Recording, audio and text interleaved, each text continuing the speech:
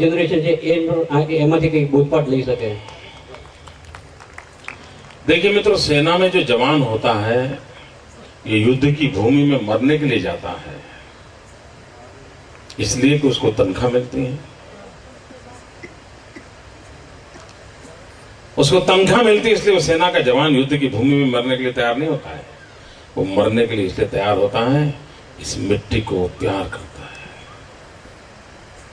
अगर आप अपने जीवन में किसी चीज को प्यार करो, मैं आपको एक उदाहरण देना चाहता हूं। तो आमतौर पर महिलाओं का स्वभाव कैसा होता है, मैं गलती करूं तो सब माताएं मुझे क्षमा करें, क्योंकि मेरा नाता थोड़ा कम है, लेकिन असेसमेंट मेरा गलत हो जाए तो मुझे क्षमा करें।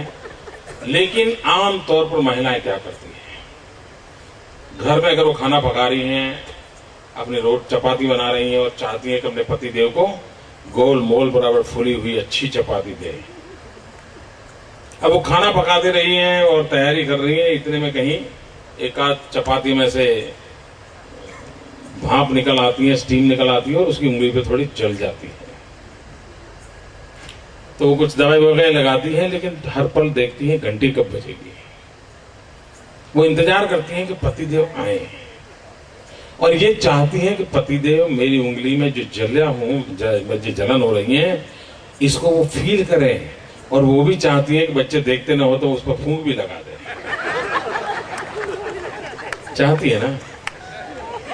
मैं गलत हूं तो मुझे क्षमा करना, लेकिन उसका मन करता है कि इस चपाती को बनाते बनाते अगर वो जली है तो उस जलन को नोटिस किया जाए, और वो भी सुप्रीम के माध्यम से नोटिस किया जाए।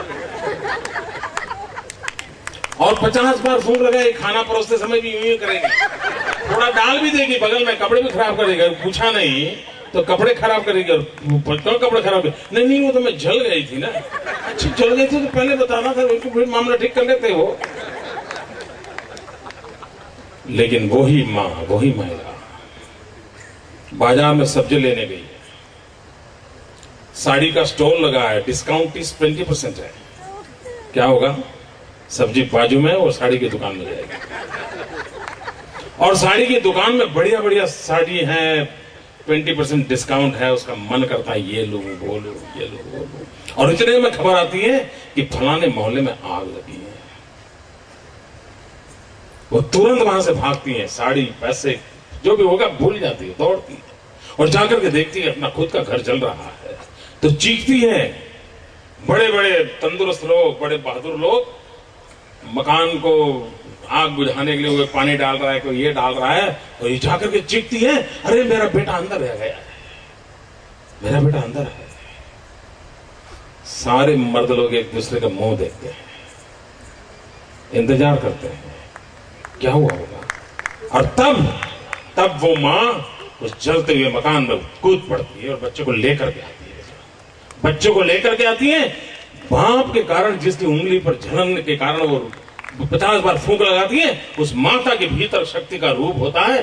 जब बेटा होता है तो कूद पड़ती है। दोस्तों, अभय यहीं से पैदा होता है,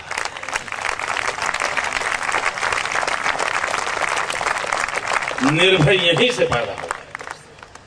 मुझे स्मरण है, मैं 1992 में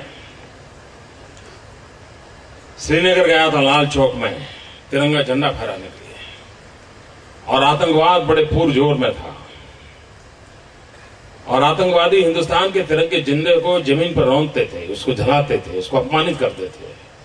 तिरंगे झंडे से अपनी कार साफ कर रहे हैं, जूते साफ कर रहे हैं, और कैमरा के सामने सब करते थे।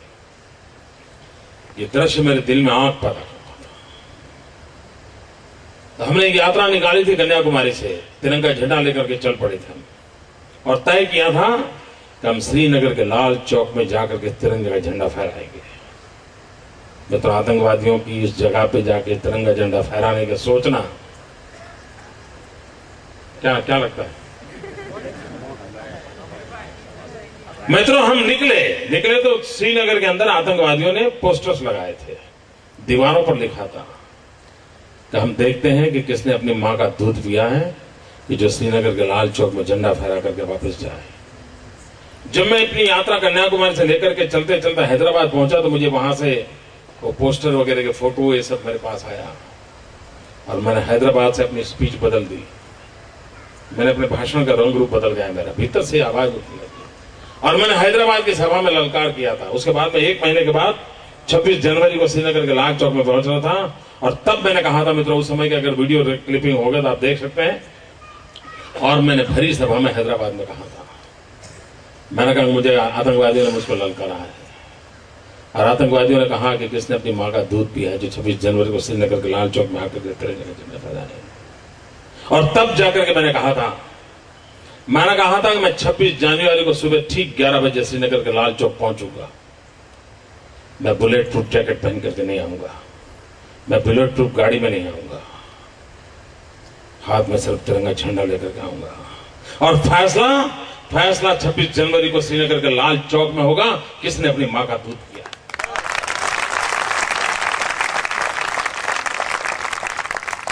और मित्रों, मैं समय पे गया, तिरंगा झंडा फहराया और आज आपके सामने खड़ा। ये मैं आतंकवादियों से आज नहीं लड़ रहा हूं मित्रों, बड़े लंबे अरसे लड़ रहा हूं।